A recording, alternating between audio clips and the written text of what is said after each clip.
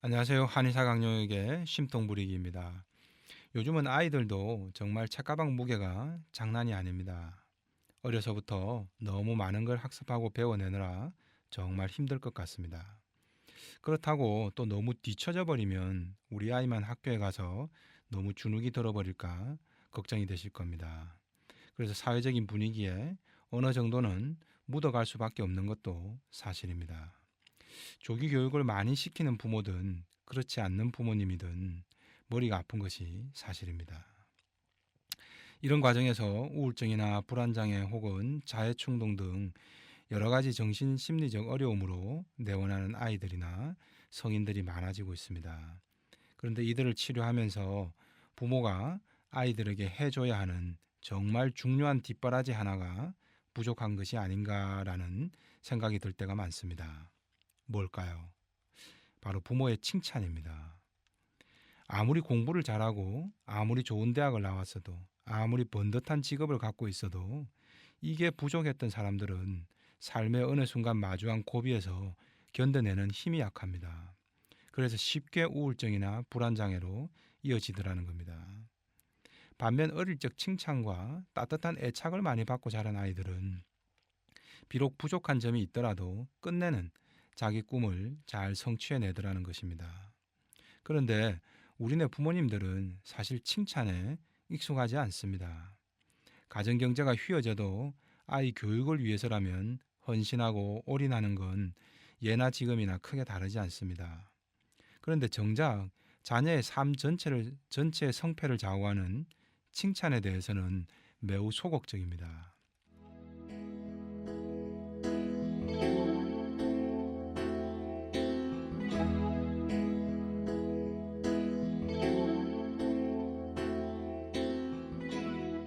환자 사례부터 한번 보시겠습니다. 틱 장애로 내원한 초등 2학년 A군입니다. 수개월 전 엄마가 직장에서 해외 지사로 발령이 나서 A군도 외국에서 학교를 다닙니다. 그런데 이때부터 틱 증상이 나타나 고개를 갸우뚱거리고 눈을 찡긋거립니다. 엄마는 왜 그러냐면서 그러지 말라고 야단을 쳤답니다. 대신 엄마는 아이를 위해서 다시 새로운 학교로 전학을 시켰습니다. 엄마 생각에는 아이가 언어를 빨리 배워야 하는데 그러려면 지금 학교에는 한국 아이들이 제법 있는데 이게 외국어 학습에는 안 좋은 환경일 거라는 이유였답니다. 그래서 아예 한국 아이들이 한 명도 없는 학비도 좀 더 비싼 국제학교로 전학시켰답니다. 일견 맞는 말입니다. 하지만 이는 사고의 효율 차원만 따져본 것입니다. 아이의 적응이나 감정적 배려는 부족했던 것이죠. 이런 모습은 소음인 엄마들에게서 흔히 관찰됩니다. 소음인은 사람을 보고 평가할 때도 항상 효율과 능력을 기준으로 평가하기 쉽습니다. 소양인은 감정적 소통이 중요하기에 말이 잘 통하나 안 통하나의 현명하고 어리석음을 중요시합니다. 반면 또 태음인은 오랜 기간 저 사람이 믿을 만한가 아닌가에 초점을 맞추기에 성실한가 아닌가에 배점을 많이 둡니다. 반면 소음인은 능력으로 평가하려고 하죠. 그래서 자기 자식도 엄마의 기준이 공부면 공부를 잘하나 못하나로 자식을 평가하고 서열화하는 경향이 생기기가 쉽습니다. A군의 엄마 역시도 소음인인지라 홍콩으로 가자마자 어떻게 아이의 학습적 능력을 빨리 끌어올릴 것인가에만 온 신경을 집중시켰던 것이죠. 그런데 A군은 한국에 있을 때도 낮엔 할머니와 함께 생활했습니다. 지금은 엄마가 회사에 나가면 낯선 중국 동포 아줌마와 함께 생활합니다. 아무래도 할머니보다는 낯선 사람이니 편하지 않겠죠. 게다가 학교는 어떻습니까? 한국에서 한국말 쓰다가 한마디도 못 알아듣는 외국어 수업을 듣자니 당황스럽죠. 당연히 수업 시간에 딴청을 피우는 일도 생기겠죠. 이를 또 선생님이 지적하고 엄마도 알게 됩니다. 그래서 엄마는 다시 아이를 다그치게 된 거죠. 엄마는 일로 바쁜데도 아이 적응을 위해서 짬을 내어 공부까지 직접 가르칩니다. 엄마 시각에서 보면 아이를 위해서 참 똑똑하고 헌신적인 엄마입니다. 그런데 아이 입장은 어떨까요? 무섭습니다. 학교도 바뀌었죠. 친구도 없죠. 말도 안 통하죠. 그런데 집에 오면 낯선 중국 동포 아줌마만 있죠. 저녁 늦게 엄마가 들어오면 공부 때문에 지적당하죠. 불안지수가 안 높아질 수 있을까요?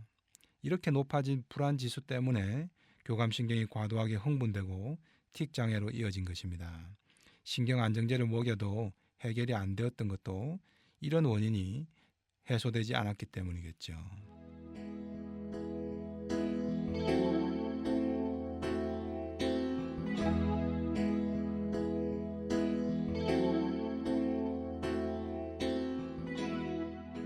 가장 큰 문제는 실룩거리는 얼굴 근육이 아닙니다. 바로 아이 내면에서 너무 커져버린 불안이죠. 이를 낮춰주지 못하면 틱 증상은 해소되지 못합니다. 지금은 틱 증상이 문제지만 사실 이는 빙산의 일각에 불과합니다. 이때의 심리적 상처나 자존감의 저하가 결국은 청소년기나 성인기에 불안이나 우울을 초래하게 됩니다. 아이와 엄마는 한 달치의 한약을 지어 홍콩으로 돌아갔습니다. 다른 치료는 없었습니다. 그리고 한 달 뒤에 다시 내원했을 때 아이는 많이 좋아져 있었습니다. 한약도 도움이 되었겠지만 무엇보다 중요한 것은 환경적 변화입니다. 우선 학교를 바꿀 것을 주문했습니다. 외국어 적응도 중요하지만 지금은 학교 적응이 우선이죠. 한국 애들이 좀 있는 학교가 A군에게는 여러모로 좋다는 판단에서였습니다. 무엇보다 A군 입장에서는 가장 큰 환경 변화가 생겼습니다. 바로 엄마죠. 이전까지는 엄마가 무섭고 혼내는 대상, 잘하라고 지적만 하던 대상이었죠. 하지만 지금은 칭찬하고 격려하는 완전 달라진 엄마가 자신의 곁에 있는 겁니다. 학교도 친구도 양육자도 전부 바뀐 통에 너무 힘들고 불안했었는데 그래도 이젠 저녁에 엄마가 오면 자신의 마음을 이해해주고 칭찬해주니까 불안지수가 현저히 낮아질 수 있었던 거죠. 엄마의 칭찬이 어떻게 아이 틱장애 치료에 큰 도움이 되었을까요? 어른들도 야단 맞을 때와 칭찬을 받을 때를 생각해 보시면 금방 이해가 됩니다. 야단 맞거나 잘못된 부분을 지적당하게 되면 긴장되고 불안하죠. 근데 칭찬받을 때는 어떨까요? 기분도 좋고 근육도 이완되고 소화기나 장도 꿈틀꿈틀 잘 움직입니다. 릴렉스 되죠. 정신신경계도 이완이 되어서 좋은 뇌파가 나옵니다. 그래서 틱장애나 ADHD처럼 아이들이 불안하고 긴장되고 화가 나 있는 것이 일상화되면서 만들어진 병을 치료할 때는 부모의 칭찬이 최고의 약이자 필수 영양소라는 것이죠. 아이들이 가장 인정받고 싶은 대상이 바로 부모인 시기이기 때문입니다.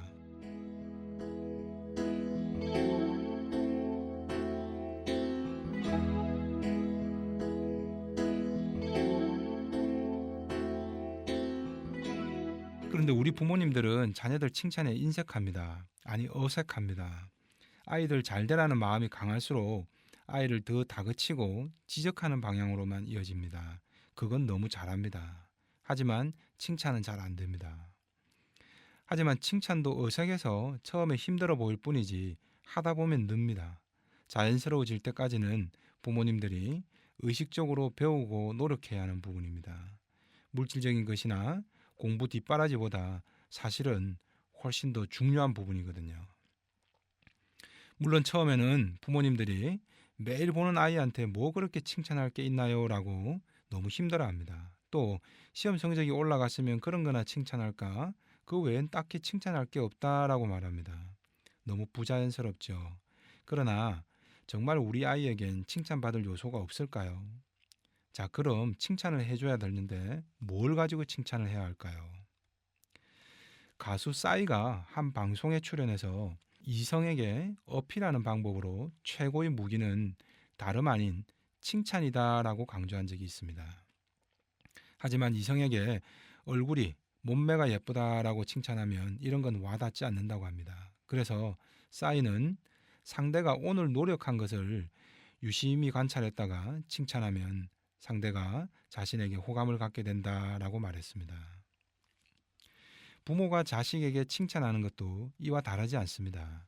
바로 아이가 원래부터 잘했던 것 말고도 오늘 하루 노력하며 애쓰는 모습을 칭찬해 주는 겁니다. 공부 못한다고 칭찬할 게 없는 게 아니라는 거죠. 조금만 아이의 행동을 세심하게 관찰하면 칭찬할 것들이 무수하게 쏟아집니다. 밥을 남김없이 잘 먹었으면 그것도 칭찬하고, 깨우지 않아도 일어나는 것도 칭찬해 줄 수 있죠. 책가방을 제자리에 잘 갖다 놓아도, 또 학교를 무사히 잘 다녀왔어도, 인사를 잘해도, 이처럼 오늘 노력하고 있는 아이의 모습을 자세히 관찰하면 칭찬할 것들은 너무 많습니다. 이때 주의해야 할 것은 무턱대고 하는 건 감동이 없습니다. 성의 없는 의례적인 칭찬은 아이의 마음을 움직이지 못합니다. 그래서 디테일이 중요합니다. 아이의 분명한 행동을 꼬집어 칭찬하는 것이 중요합니다. 그래야 진심이 담기고 진심이 담겨 있다고 아이도 느껴지게 됩니다. 디테일한 칭찬을 위해서는 바로 상대를 관찰하는 것이 중요합니다. 이게 싸이처럼 외향성을 타고난 소양인들의 잘하는 재주인 반면 소민이나 태어민들은 내향적이라 처음엔 조금 어색합니다. 하지만 배워야 하는 거죠. 소민 엄마 혼자 미리 생각하고 미리 정해놓은 기준이 중요한 게 아니라 아이의 그날 움직임을 관찰하는 게 중요합니다. 아이가 공부를 잘하나 못하나만 관찰하는 것이 아니라 아이 삶 전체를 관찰하면 칭찬할 것은 너무도 많아집니다.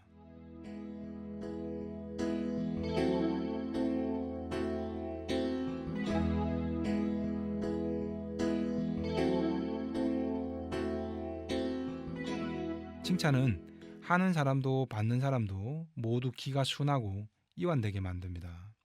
불안하고 조급하고 화나던 기운이 이완되면서 부정적 정서가 줄어들게 됩니다. 부모 자식 간의 갈등의 문제를 풀어나갈 때나 혹은 자녀들의 불안장애, 사회공포증, 대인기피증 이런 병들을 치료할 때도 저는 반드시 부모의 칭찬을 필수 처방으로 사용합니다. 사실 우울증이나 불안장애, 대인기피증 이런 질병들은 자존감의 문제와 연관됩니다. 이는 바로 부모의 훈육 방식, 즉 칭찬과 비판이 얼마나 적절했는가로 좌우됩니다. 어릴 적 이런 칭찬과 비판의 수위에 의해 주변 현실을 인지하고 재해석하는 내면의 마음의 공식이 형성됩니다. 자녀가 어떤 행동을 했을 때 부모가 칭찬해주면 그는 긍정적으로 강화가 됩니다. 앞으로도 그런 행동을 더 하고 싶어하고 그런 행동을 할 때 자신감이 생기죠. 하지만 부모가 지적하고 야단친 행동은 앞으로 하기 싫어지고 그런 행동을 할 때 주눅이 들죠. 그런데 칭찬과 지적이 균형이 맞아야 하는데 너무 지적하는 쪽으로만 가게 되면 결국 아이의 내면에는 부정적 인지 태도가 강화되어 버립니다. 이후 객관적인 현실 인식이 안 되고 매사가 부정적이 되어 버리죠. 이게 우울증과 불안장애 등으로 이어져 버리는 겁니다.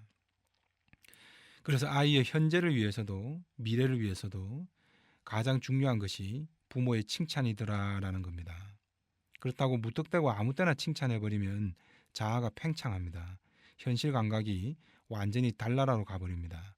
왕자병, 공주병 환자가 되어버립니다. 그래서 칭찬이 적재적소에 이루어지는 것이 매우 중요합니다. 싸이가 말했듯이 오늘 우리 아이가 무엇을 노력하고 있는가를 정확히 관찰하는 것부터가 시작이겠죠. 이상 한의사 강영혁의 심통부리기였습니다.